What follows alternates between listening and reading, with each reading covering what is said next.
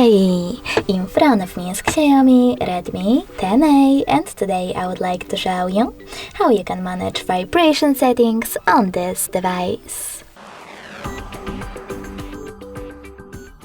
You need to start by opening settings.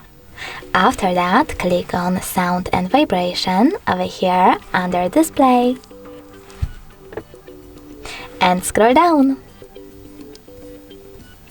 Then you need to tap on this sweater next to vibratory ringing to switch on or off vibrations for your incoming calls. You can also tap on that one next to vibrate in silent mode to switch on or off vibrations. Sorry, misclick, while your device is muted.